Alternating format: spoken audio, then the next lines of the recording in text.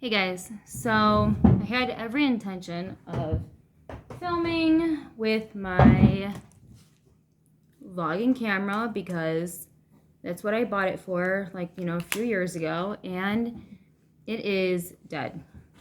I have a lot on my mind, and I want to just take this opportunity to actually just vent. I know you guys, whoever's watching this, you're not my therapist, and you certainly don't have to stick around, especially if you disagree with me or you don't see eye to eye.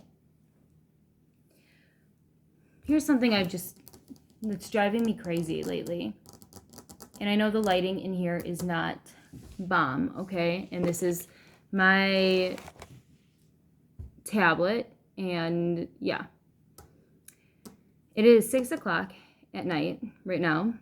I have been working since 6 a.m. Legit 6 a.m. because I teach in the morning my Chinese kids English, and then all day I teach bilingual 7th and 8th grade, and there's 5 classes, but not just let me move this, maybe that will help. Not just one class. I'm involved with one Spanish class for 8th grade, one Spanish class for 7th grade, one 7th grade science class, one 7th grade math class, and one 8th grade math class. And I'm supposed to have a lunch, a lunch period, which is third period, which is freaking super early. So I mean, I never eat lunch anyway, so I'm not really complaining about that. But in the meanwhile, there's a lot of paperwork. There is tons of just, things that come with any job. And I'm not going, oh, boo-hoo teachers, because trust me, I've had the marketing job where corporate told me, okay, we hired you for a 9 to 5, but if you expected it to be a 9 to 5, you're going to be here at 7 a.m. and you're going to leave at 9 a.m. or 9 p.m. sometimes. And with the invention of the cell phone, you are never far enough away from your boss because they feel as though they can email you, text you, call you anytime, day or night. See, when I was growing up, if you called past 8:30 at night, it was kind of considered to be rude. If you called somebody, especially 9 p.m. and up, you better have an emergency because that is the only reason why you should be calling and disrupting people. But we don't live in that kind of world today. People just call all day, all night, send text messages, and send us emails, right? And this goes for any job. I feel like the redness on my lipstick makes it look like I have lipstick all over, and I very well might. I've been wearing a mask all day, and whatever. This is what life looks like at 6:10 at night now. And I have noticed that there has just been so much more Zoom meetings or staff meetings than ever. Even though this is my first year with my teaching certificate, I taught for 2 years before this and was very involved in meetings and everything. And I don't know if there's a weird disconnect, a sense of, oh, you're at home now, so we can essentially bother you until 6 or 7 at night. And I don't think it's just I was watching Bad Teacher last night with Cameron Diaz, and I can't remember, and I know that movie came out in 2010. Gosh, I feel like this is so grainy. But she's yeah, I thought I wanted to be a teacher for all the right reasons. You have summers off and you're off at early in the afternoon. And I laughed because in a way, when I was working my corporate jobs and I was working marketing and doing all this other stuff, in a way, I kind of thought, wow, I should have been a teacher At least you have government holidays off.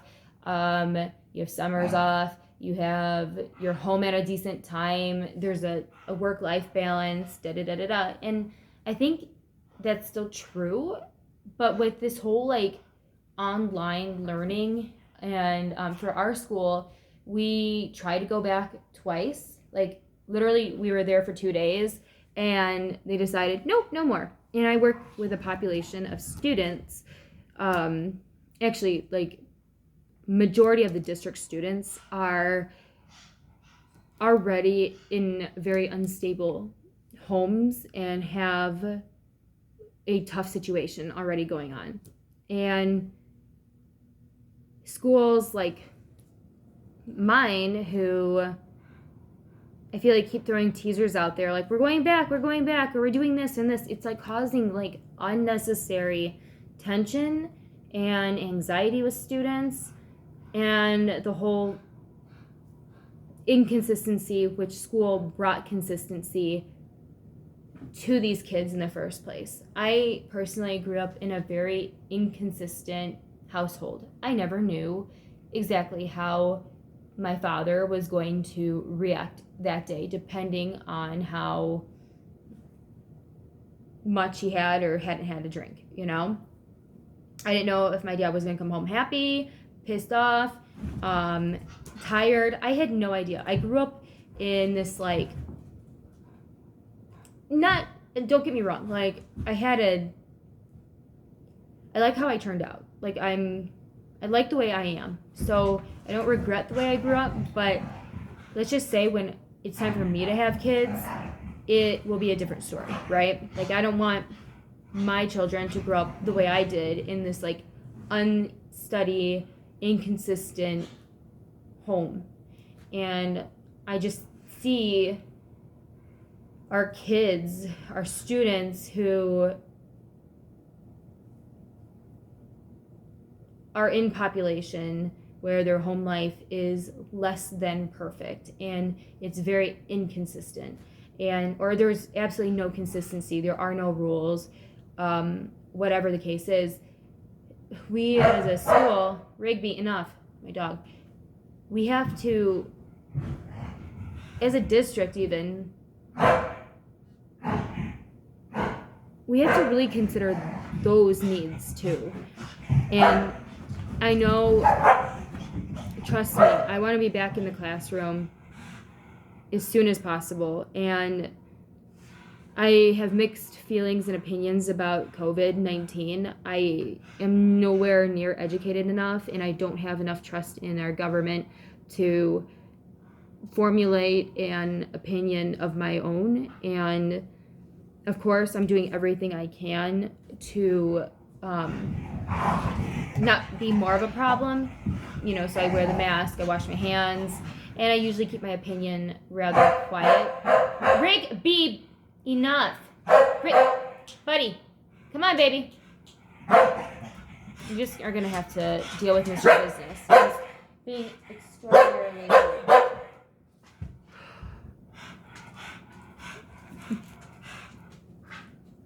So, okay.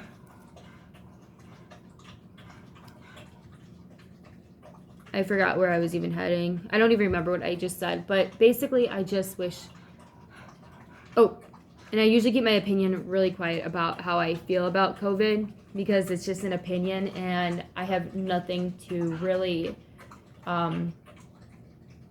contribute to this discussion, other than I just am not educated enough to, and I don't have enough trust and faith in our government to make a decision on how I feel about this whole pandemic. And as much as I want to see kids back in class, I also understand the safety concerns and everything else that's going on in our world. And I feel like we are living in a house of cards. And I think 2020 needs to be the year where people start opening up their minds and looking at the big picture of things. And stop making things a one-size-fits-all situation, because it doesn't work. One size fits all. What happens if you buy 20 people in the room size medium shirts? You're going to have people that are swimming in it, and you're going to have people that can't get their head in it, you know? One size fits all situations, and oversimplifying needs to stop. We cannot oversimplify everything. People oversimplify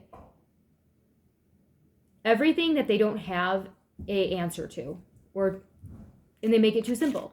For example, infertility. What me and my husband were going through, people were like, it's going to happen for you. I know, da-da-da-da-da, who went through the same thing. No, it's not a one-size-fits-all situation. Don't oversimplify. Anxiety. We throw that word around, and I just did in this video saying we're causing students anxiety. Well, some students are going to take that anxiety and they are going to have very different ways of handling it. For me, I think I'm a pretty tough girl, okay? Do I have flaws? Yeah. Do I have anxiety? Of course. Can I fall within depression? Absolutely. Do I cry? I'm human. However, I feel like my coping skills are a lot different than how other people's coping skills are. I mean, I've dealt with stage 2 cancer, and I'm still dealing with it currently, and it's been since 2017. Yeah, 2017 is when I started that journey. I went through infertility, where I have been poked this year alone in 2020 just for infertility and getting my blood checked over 100 times. That means I've had to physically go into a building 100 times and have needles poked in my arms, okay? And that's not including surgeries, and that's not including cancer checkups. That's not including anything else. That's just for blood draws, right? Just for the whole infertility situation. I had a USB charging tower that I bought from a store 3 years ago that, without any warning, without putting like a million things in it, it wasn't even charging anything. It had cords in it, but it wasn't charging anything. And none of the cords were damaged. They weren't like old or none of that. Okay. The machine wasn't making any noise. There was nothing smoking. There was no indication. Okay. It literally blew up and caught my entire second floor on fire, creating smoke damage throughout my entire home, leaving me and my husband this year of 2020, October 21st, homeless. And we are the type of people that have a safety net of a savings account that is very healthy, and Dave Ramsey, if you guys know who he is, would be very proud of, okay? We have no debt other than our home. And we want to ideally pay our house off in 5 years. And that means we've been putting money towards principal every single month, in as much as we can. And we budget, and we try to live under our means, so that way, we can, that way we can achieve our goals, right? And within seconds, our entire world was rocked and leaving us, we had 3 pots to piss in, leaving us with no pot to piss in, okay? Yes, we have insurance. It's a slow process. I'm living with my mom, and it's working out in some ways. But at the same time,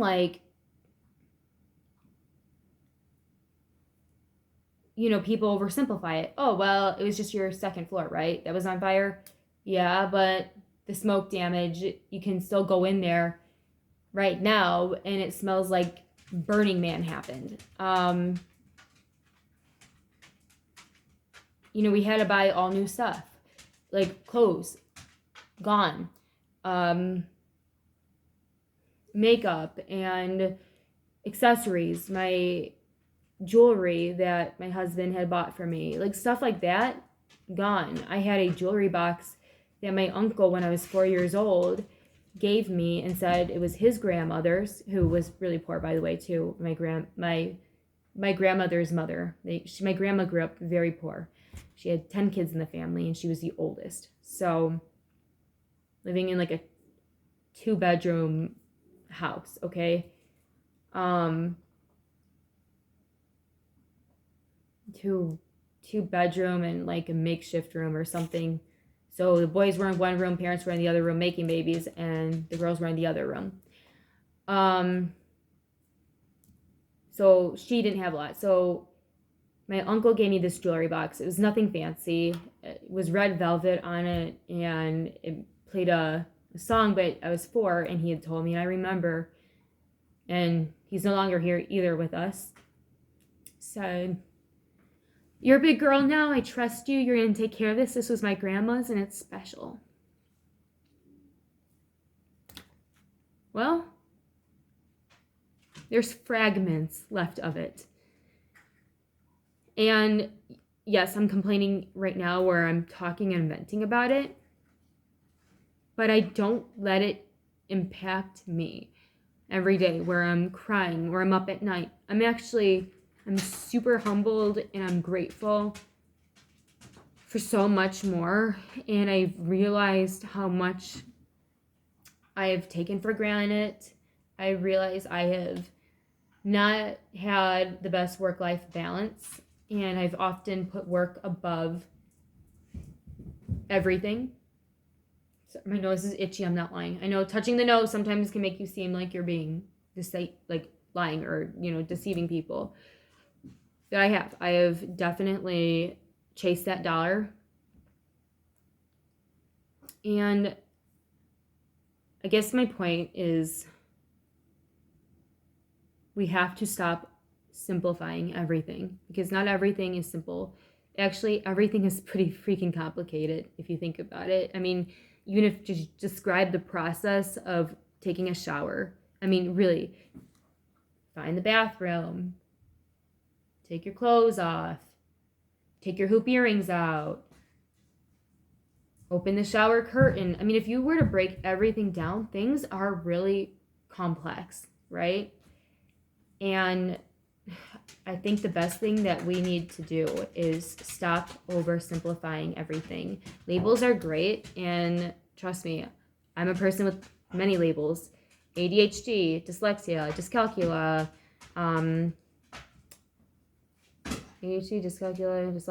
cancer, infertility. Even though I'm an infertility patient, even though I'm not the one who has the issue. I mean, I have tons of labels. I'm a teacher. I'm a friend. I'm an enemy. I have a lot, and labels are fine to have, and it makes life easier, and it makes it nice and to kind of organize. But we can't just depend on the label, and we can't just depend on oversimplifying everything either. And one size fits all. Let's start making things more custom.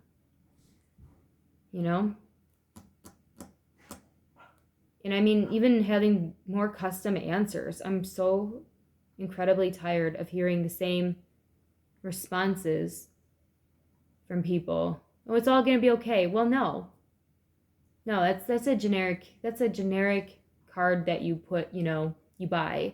Like, I'm trying lately, I've been really trying this, is to customize answers or my responses to people. So if someone tells me they have bad news, I might say, wow, that really sucks. And I'm not really quite sure what to say because I don't know anybody or I haven't been in your situation. know you are valid for the way you feel, and I'm here to listen. I'm here to help you any way that I can. If you tell me, I can do a better job of it, but I'll make sure that I follow up with you. And if I can think of something that will be helpful, I'll bring it up to you, or something like that. When me and Justin have experienced tragedy, people always say, please let me know if there's anything you need, or we are here for you, we're a family, or it's going, like stuff like that. Do you know how many times I have reached out to somebody saying I needed something?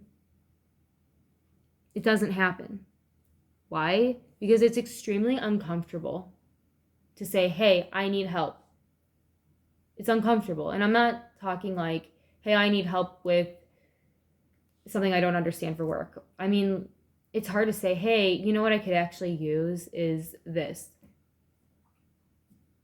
For me, it could be considered, a flaw, but I guess I have a lot of pride. I don't like to ask for a handout. I don't like to feel like someone thinks of me as charity. I don't like those ideas. I want to be the person who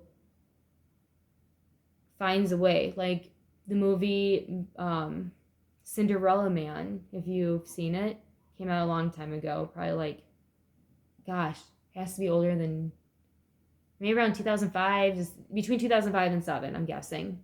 But Cinderella Man takes place with the Great Depression, and they're really poor, and he ends up at one point, and he was a boxer, and he ends up at one point going to like the unemployment line, so to speak, and collecting his handout.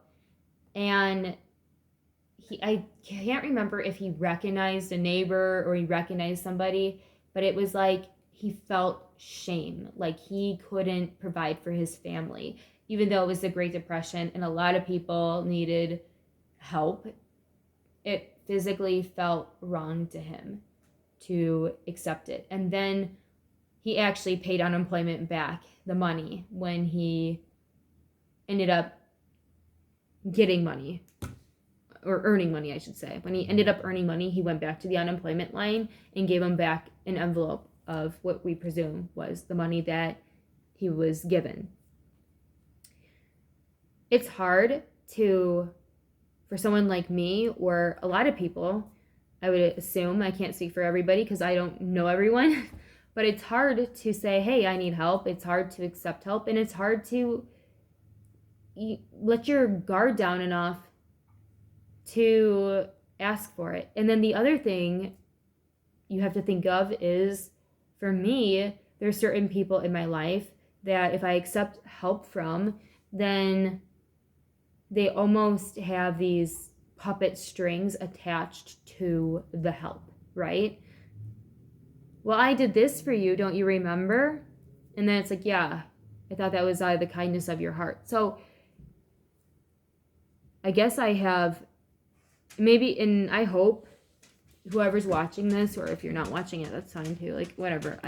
I hope people don't really have the same experiences that I do, where I feel like there's strings attached to stuff, but I'm pretty sure people know exactly what I'm talking about. And when I help somebody, there's no strings attached. In fact, it's like, don't bring it up. If I helped you out, you can say thank you. You can, if you, I don't know, want to like show your appreciation somehow, great. But I helped you because I could, and you're my friend, or you're somebody I liked, or I saw that maybe I could help you struggle a little less. And there's not really a thanks or anything I expect from that transaction of helping somebody. There's not like, yeah, it feels, I guess, good, but I don't do it for that reason. And honestly, usually helping someone is a lot more work than what I feel like rewarded for. So it's not like I do it because I am like, oh, it makes me just feel so. No, I don't do stuff for me. Like if I'm helping you, it's just because I could and I had time, or I like you and you're my friend, and that's what friends do. Um, and there's no strings attached. Like I'm just not that attached to that. Like, you know what I'm saying? I'm just not that attached or going to focus on that sort of thing. Where I feel like other people will go above and beyond to hold it over your head, like, oh, remember that time I gave you $100 or loaned you $100 or watched your dog for you because you had open heart surgery. It's like, I wish you wouldn't have. Like, if you're gonna hold it over my head like that. So if you want to help people, help them and actually be helpful and just do something nice. I had kind of like an acquaintance, like someone who I knew, we were friendly with each other. I wouldn't say like, I wouldn't say like we text or, we have each other's numbers and stuff, but it was more like a work relationship. And one of my friends is really good friends with this person out of nowhere, because she knew that we had this fire happen and we literally didn't have clothes except for what we were wearing. And even though like, no, we don't necessarily need like the money, it was just such a simple, nice thought. She gave us an Amazon gift card, and it was so touching, and just the thought behind someone doing something without being told or without that. That was just such a great example for me to see that, wow, this person who, yeah, we talked and joke around and, and work together sometimes and know each other and whatever, just had such a big enough heart to know that me and my husband, but me more so, was at such a low point that her generosity made a huge impact in my heart, and just that did more for me than the money amount. Like, just wow. And